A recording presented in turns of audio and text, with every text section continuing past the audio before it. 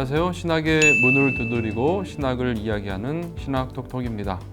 네, 오늘부터는 신학사상 212호에 게재되어 있는 논문에 대해서 함께 우리가 살펴볼 텐데요. 그 첫 번째 논문으로 사라의 비웃음, 저자는 한신대에서 구약학을 가르치고 계신 박지온 교수님이십니다. 네, 그렇다면 먼저 이 논문에 대해서 간략하게 설명 부탁드리겠습니다. 네, 이 논문은 창세기의 그 핵심 인물 중에 한 사람인 사라에 대해 새롭게 조명한 논문인데요. 이스라엘 역사의 중요한 인물인 이 사라가 가부장적인 전통 속에서 대체로 부정적인 존재로 해석되어 왔다는 점을 주목하고 있습니다. 사라는 보통 주체적으로 등장한다기보다는 아브라함의 아내로서 아들을 낳아주는, 그리고 또 하갈을 질투하고 또 하나님의 약속을 비웃기까지 하는 어리석은 여인으로 등장하고 해석된다는 것이죠.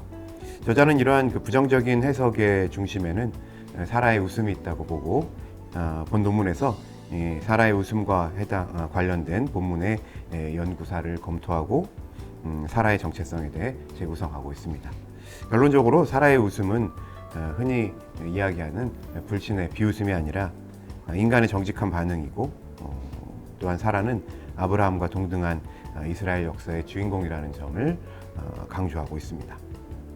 네, 그렇다면 사라를 하갈을 억압하는, 억제하는 가해자로 이렇게 보는 이미지가 또 우리 어떤 정서상 깔려있기도 한데요.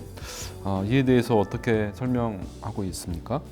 네, 논문에서는 여성 신학자들도 그 사라와 하갈의 갈등을 인종과 또 종교 간의 갈등으로 해석하거나 차별로 보거나, 또 법적인 권리가 없는 외국인 여성에 대한 권력 남용으로 해석하는 경향이 있다는 점을 소개합니다.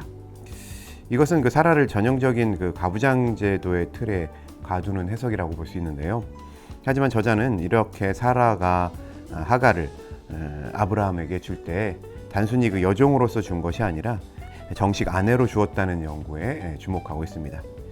이것은 사라가 단순히 질투심에 눈먼 여인이 아니고 하나님의 약속을 이행하기 위해서 자신의 권리를 일부분 나누어 준 주체였다는 점을 보여준다는 것이죠. 또한 이스마엘을 내쫓은 것 역시 히브리어 본문 해석에 문제가 있다는 점을 지적하면서 이것이 단순한 질투나 또 자신의 자식을 학대하는 것에 대한, 놀리는 것에 대한 반응이 아니라 이방의 우상 문화 때문에 그 우상 문화로부터 언약의 자녀를 보호하려는 행동이었다는 점으로 또 설명하고 있습니다. 네, 그럼 앞서 개요에서도 얘기해 주셨던 것처럼 웃음에 대한 이야기를 빼놓을 수가 없는데요.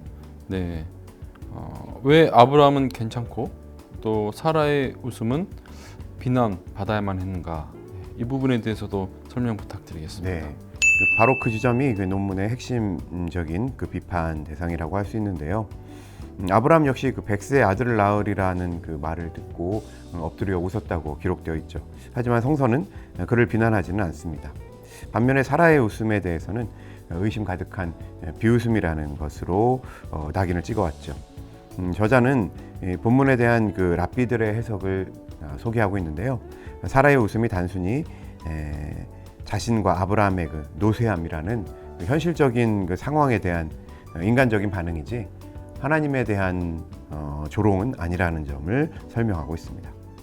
그리고 또 사라가 자신이 웃지 않았다고 부정하는 장면 역시 두려움이라던가 발뺌을 위한 자세가 아니고 약속의 말씀에 대해서 다시 들었을 때, 그리고 그 약속을 준 사람이 누구인지 비로소 깨닫게 되었을 때 깨닫게 된 것에 대한 반응이라는 것이죠. 그래서 랍비 전승에는 심지어 그 하나님이 그 아브라함과 사라 부부의 그 평화를 위해서 사라가 남편이 늙었다고 말한 부분을 생략하여서 전달하였다는 이런 내용도, 이런 해석도 소개하고 있습니다. 결국 하나님께서 사라의 웃음을 책망하거나 비판하지 않으셨다는 점을 강조하고 있는 것이죠. 네, 그렇다면 끝으로 이 논문을 통해서 우리가 얻을 수 있는 또 깨달을 수 있는 의미는 무엇일까요? 예, 그 초기에 그 한국 교회는 유교적인 그 가부장 체제 속에서 오히려 소외되고 차별받던 여성의 지위와 또 그 의식을 향상하는 데 큰 역할을 하였죠. 그런데 어느덧 한국 사회 내의 여성의 지위와 그 역할은 많이 향상되었는데 정작 한국 교회 안에 여성의 지위는 오히려 오늘날 사회의 기준에도 미치지 못하는 경우가 많죠. 시대적 상황을 고려하지 못한 문자적이고 또 전통적인 그리고 가부장적인 성서 해석이 이러한 상황의 한 원인이라고 할 수 있을 것입니다.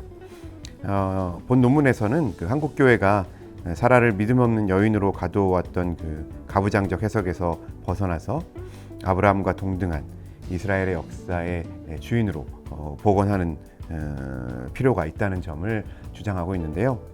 사라의 웃음은 그 단순한 의심이 아니고 불가능해 보이는 현실 앞에 하나님의 신비와 또 그 약속에 대해 응답하는 가장 인간적인 그리고 진실한 응답이었기 때문이라고 소개하고 있습니다. 신학사상 212호에서 본 논문을 좀 더 살펴보시고 여전히 가부장적인 한국 교회에서 왜곡된 이 여성상을 회복할 수 있는 길을 찾아보시기 바랍니다. 네, 우리가 성서를 읽을 때 여전히 그 흑가백의 논리에 빠져 있어서 이렇게 잘못 보게 된 경우들이 여전히 흔치 않게 일어나는 것 같습니다. 아브라함을 높이기 위해서 누군가는 희생돼야 되는 그런 관점들. 이 논문을 통해서 사라에 대한 색다른 또 관점과 또 여러 가지 배울 점들을 한번 살펴보시고요. 또 각 목회나 현장에서 또 새롭게 접근해 볼 수 있는 기회를 받으시길 바랍니다. 그럼 다음에 또 흥미롭고 의미 있는 논문을 들고 찾아오겠습니다. 감사합니다.